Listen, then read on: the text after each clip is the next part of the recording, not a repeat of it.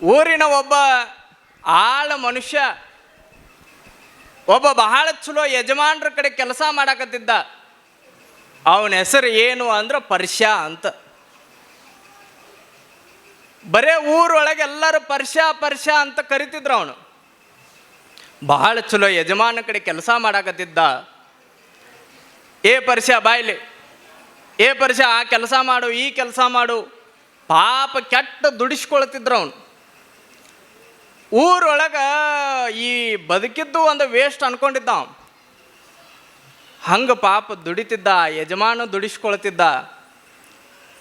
ಆದ್ರೆ ಯಾವ ಕೆಲಸವೂ ಕೂಡ ಒಲ್ಲೆ ಅಂದವ ಅಲ್ಲವ. ಯಜಮಾನ್ರ ಕಡೆ ಬೆಳಗ್ಗೆ ನಸಕ್ನ್ಯಾಗ ಹೋದ್ನು ಅಂದ್ರೆ ರಾತ್ರಿ ಮಲಗೋವರೆಗೂ ಕೂಡ ಕೆಲಸ ಮಾಡೋಣ. ದುಡದ ಒಂದು 4,000 ಪಗಾರ ಕೊಡ್ತಿದ್ರು ಅವನಿಗೆ. ಆಮೇಲೆ ಒಂದು 5,000, 7,000, 8,000, 10,000 ತನಕ ಪಗಾರ ಬಂದಿತ್ತು ಅವನು. ಆ ಚಲೋ ಪಗಾರವನ್ನು ತೆಗೆದುಕೊಂಡು ಹೋಗಿ ಅವನದೊಂದು ಬುದ್ಧಿ ಬಹಳ ಚಲೋ ಇತ್ತು ಅವನು. ಮನೆಗೆ ಖರ್ಚಿಗೆ ಎಟ್ಟು ಬೇಕು, ಒಂದು 4,000ರಿಂದ 5,000, ಉಳಿಕಿದ 5,000 ಒಯ್ದು ಟಿಜುರಿ ಒಳಗೆ ತೆಗೆದಿಡ್ತಿದ್ದ.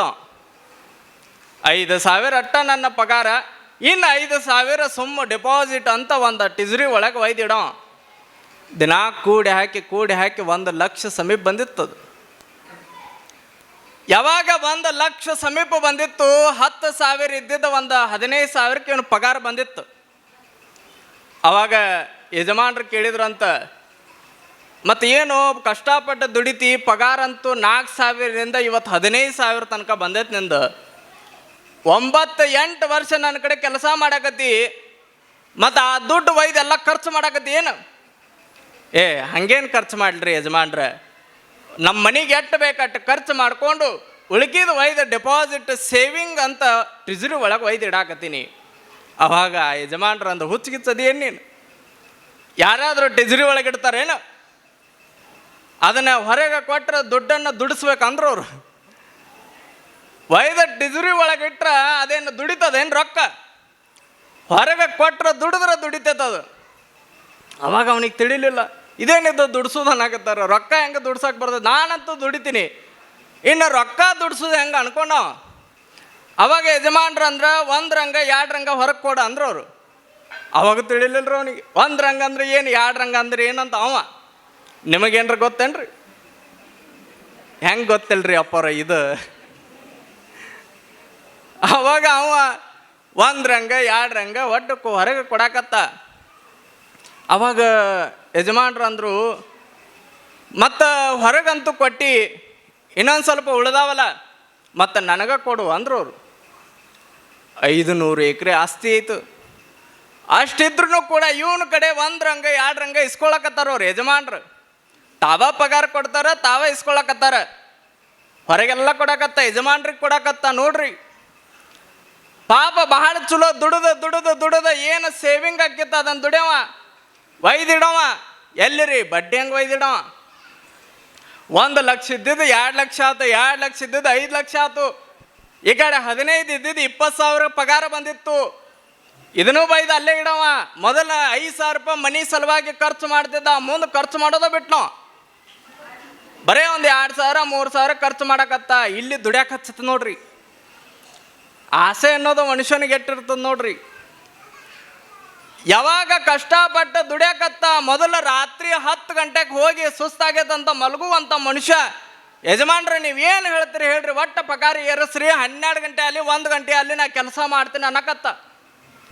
ಕೆಲಸ ಮಾಡಿ ಕಷ್ಟಪಟ್ಟು ದುಡಿದು ಈ ಕಡೆ ದುಡ್ದಿದ್ದ ಅಮೌಂಟು ಬರೋದು, ಆ ಕಡೆ ಬಡ್ಡಿ ಅಮೌಂಟು ಬರೋದು, ಎಲ್ಲ ಒಯ್ದು ಮತ್ತು ಬಡ್ಡಿ ಒಳಗಿಟ್ಟು ಮತ್ತು ಒಂದು 25-30 ಲಕ್ಷ ಮಾಡ್ಕೊಂಡು ಒಂದು 50 ಲಕ್ಷ ಸಾಹುಕಾರ ಅದ ನೋಡ್ರಿ. ಮತ್ತು ನಮ್ಮ ಜನದ ಸ್ವಲ್ಪ ಏನರ ರೊಕ್ಕ ಬಂತಂದ್ರೆ ಕಣ್ಣಂತೂ ಕೆಳಗಿರಂಗಿಲ್ಲ, ಅವು ಮೇಲೆ ಹೋಗ್ಬಿಟ್ಟಿರ್ತಾವೆ. ಎಲ್ಲಿ ಮ್ಯಾಲೆ ಫುಲ್ ಮೇಲೆ ಹೋಗಿರ್ತಾವ್ರಿ. ಯಾರೋ ನೀ ನಮ್ಮವ್ರಿ ಅನ್ನೋ ನೀ ಯಾರು ಅಂತಾರೆ. ಅಲ್ಲಿ ತನಕ ಬಂದಿರ್ತೀವಿ ನಾವು. ಯಾವಾಗ ಭಾಳ ಚಲೋ ನೋಡ್ರಿ ದುಡ್ಡು ಮಾಡಿದ, 50 ಲಕ್ಷ ರೂಪಾಯಿ ಮಾಡಿದ, ಅವಾಗ ಮತ್ತು ಇವೆಲ್ಲ ಅಲ್ಲಿ ಇಲ್ಲಿ ಬಡ್ಡಿ ಕೊಟ್ಟಿರ್ತಾನಲ್ರಿ, ಇವೆಲ್ಲ ಬರ್ಕೊಳಕ್ಕೆ ಒಬ್ಬ ಪಿ ಎ ಬೇಕಲ್ಲ. ಒಬ್ಬ ಪಿ ಎನ್ ನೇಮಕ ಮಾಡ್ಕೊಂಡ. ಆ ಪಿ ಎನ್ ಕೈಯಾಗ ಒಂದು ಫೈಲ್ ಕೊಟ್ಟ, ಏನ್ರಿ ಬಡ್ಡಿ ರೊಕ್ಕ ಬರ್ಕೊಳಕ. ಭಾಳ ಚಲೋ ಪಿ ಎನ್ ಇಟ್ಕೊಂಡ, ಪಿ ಎನ್ ಹಿಡ್ಕೊಂಡು ಹಿಂದೆ ಅಡ್ಡಾಡಕತ್ತ. ಮೊದಲ ಜನ ಏನಂತಿದ್ರಿ ಇವನಿಗೆ? ಪರ್ಷ ಅಂತಿದ್ರು. ಮರ್ತೇನ್ರಿ ಅದನ್ನ? ಜನ ಪರ್ಷ ಅಂತಿದ್ರು. ಯಾವಾಗ ಒಂದು 50 ಲಕ್ಷ ರೂಪಾಯಿ ಚಲೋ ಮಾಡಿ ಫೈಲ್ ಹಿಡ್ಕೊಂಡು ಪಿ ಅಡ್ಡಾಡಕತ್ತ, ಪರಶುರಾಮ್ ಅನ್ನಕತ್ರ ನೋಡ್ರಿ. ಪರ್ಷ ಹೋತದ ಪರಶುರಾಮ್. ಮತ್ತು ಒಂದು 50 ಲಕ್ಷ ಇದ್ದಿದ್ದು ಮತ್ತು ಚಲೋ ಡಬಲ್ ಆಗೋದು. ಅದು 1 ಕೋಟಿ ರೂಪಾಯಿ ಆಯಿತು. ಯಾವಾಗ 1 ಕೋಟಿ ರೂಪಾಯಿ ಆಯಿತು, ಅವಾಗ ಇನ್ನು ನನಗೆ ಅಡ್ಡಾಡಕ್ಕೆ ಕಾಲೊಳಗೆ ಅಡ್ಡಾಡಂಗಿಲ್ಲ. ಮತ್ತು ಅಡ್ಡಾಡಕ್ಕೆ ಒಂದು ಕಾರ್ ತೊಗೊಳ್ಬೇಕಂತ ಒಂದು ಇನೋವಾ ಕಾರ ಎತ್ತಿಬಿಟ್ಟ ನೋಡ್ರಿ. ಒಂದು 20 ಲಕ್ಷ ರೂಪಾಯಿ ಕೊಟ್ಟು ಒಂದು ಇನೋವಾ ಚಲೋ ಕಾರ ಎತ್ತಿದ. ಆ ಇನೋವಾ ಕಾರಿಗೆ ಒಬ್ಬ ಡ್ರೈವರ್ನಿಟ್ಟ, ಹಿಂದೊಬ್ಬನ ಪಿ ಎ ಇಟ್ಟ. ಮುಂದಿನ ಸೀಟ್ ಒಳಗೆ ಕ್ಯಾಪ್ಟನ್ ಸೀಟ್ ಒಳಗೆ ಕುಳಿತುಕೊಂಡು ಮಸ್ತ್ ಹೊಂಟ ನೋಡ್ರಿ. ಊರೊಳಗೆ ಪರ್ಷ ಅಂತ ಒದ್ದು ಜನ ಪರಶುರಾಮ್ ರಾಜರೇ ಅನ್ನಕತ್ರು, ಪರಶುರಾಮ್ ಸರ್ ಅನ್ನಕತ್ರು. ನೋಡ್ರಿ ಎಲ್ಲಿಗೆ ಬಂತ ಕಾಲ.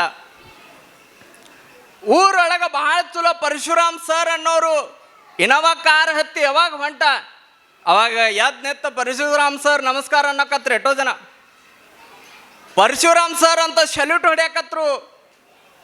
ಅವಾಗ ಅವ ಯಾರಾದ್ರೂ ಹಿಂಗೆ ಊರೊಳಗೆ ಎದ್ದು ನಿತ್ತ ನಮಸ್ಕಾರ ಮಾಡಿದ್ರೆ ಹೊಳ್ಳಿ ನಮಸ್ಕಾರ ಮಾಡ್ಬೇಕಿಲ್ರಿ. ಈಗ ಮತ್ತು ನಾನು ನಿಮಗೆ ಶರಣಾರ್ಥಿ ನಮಸ್ಕಾರ ಅಂದಾಗ ನೀವು ಹೊಳ್ಳಿ ನಮಸ್ಕಾರ ಅಂತೀರಿ, ನೀವು ಶರಣಾರ್ಥಿ ಅಂತೀರಿ. ಅನ್ಲಾರ್ದವ್ರಿಗೆ ಅದು ಮತ್ತು ಬೇರೆ. ಭಾಳ ಜನ ಶರಣಾರ್ಥಿ ನಮಸ್ಕಾರ ಅಂತೀರಿ. ಹಂಗೆ ಅವ ಊರೊಳಗೆ ಹೋಗುವಾಗ ಯಾರಾದರೂ ಎದ್ದು ನಿತ್ತ ನಮಸ್ಕಾರ ರೀ ಪರಶುರಾಮ್ ಸರ್ ಅಂದ್ರೆ ಅವೇನು ಅನ್ಬೇಕ್ರಿ? ಹೊಳ್ಳಿ ನಮಸ್ಕಾರ ಅನ್ಬೇಕ ಬೇಡ? ಹೇಳ್ತೀನಿ ತಗೋ ಅನ್ನೋ ಅಂತ. ಹೇಳ್ತೀನಿ ತಗೋ ಪರಶುರಾಮ್ ಸರ್ ನಮಸ್ಕಾರ, ಹೇಳ್ತೀನಿ ತಗೋ ಪರಶುರಾಮ್ ನಮಸ್ಕಾರ, ಹೇಳ್ತೀನಿ ತಗೋ. ಹೆಂಗೆ ಅನ್ಕೋ ಅಂತ ಹೊಂಟಾರಿ. ಒಂದು 4 ದಿನ ನೋಡಿದ, 10 ದಿನ ನೋಡಿದ ಒಬ್ಬ ಮನುಷ್ಯ ಒಂದು ಬೈಕ್ ತೊಗೊಂಡು ಬೆನ್ನು ಹತ್ತಿದ ನೋಡ್ರಿ. ಇವ್ ಮಗ ಪರಶುರಾಮ್ ಸರ್ ನಮಸ್ಕಾರ ಅಂದ್ರೆ ಬರೀ ಹೇಳ್ತೀನಿ ತಗೋ ಅಂತಾನ. ಯಾರಿಗಾರ ಹೇಳ್ತಿರ್ಬೇಕು ಇವ ಅಂತ ತಿಳ್ಕೊಂಡು ಬೆನ್ನು ಹತ್ತಿದ. ಬಂದ ಬೆನ್ನು ಹತ್ತಿ ನೇರವಾಗಿ ಇನೋವಾ ಗಾಡಿ ಎಲ್ಲಿ ಬಂತಂದ್ರೆ ತನ್ನ ಮನೆ ಮುಂದೆ ಬಂತದು. ಮನೆ ಮುಂದೆ ಬಂದ ನಿಂತಾಗ ಒಳಗೆ ಹೋದ.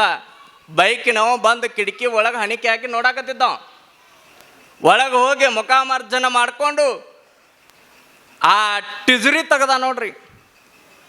ಏನು ಪಿಂಡಿ ಗಟ್ಲೆ ಇಟ್ಟಿದ್ನಲ್ಲ, ಆ ಟಿಜುರಿ ತೆಗೆದು ಅದ್ರ ಒಳಗೆ ಕಟ್ಟು ಒಟ್ಟಿದ್ದ. ಆ ಕಟ್ಟಿಗೆ ನಮಸ್ಕಾರ ಮಾಡಿದ. ಹಿಂಗೆ ಪರಶುರಾಮ್ ಸರ್ ನಮಸ್ಕಾರ ಮಾಡಿದ.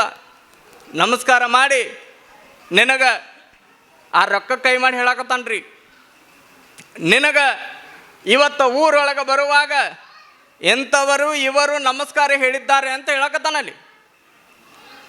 ರೊಕ್ಕದ ಮುಂದೆ ಹೇಳಕತ್ತಾನ. ಎದಕ್ಕೆ ಹೇಳಕತ್ತಾನ್ರಿ? ನಮ್ಮ ಜನ, ಈಗಿನ ಜನ ನಮಗೆ ಬೆಲೆ ಕೊಡಂಗಿಲ್ಲ ರೀ. ಎದಕ್ಕೆ ಕೊಡ್ತಾರೆ ಬೆಲೆ? ನಮ್ಮ ಕಡೆ ರೊಕ್ಕ ಇದ್ರೆ ಬೆಲೆ ಕೊಡ್ತಾರೆ.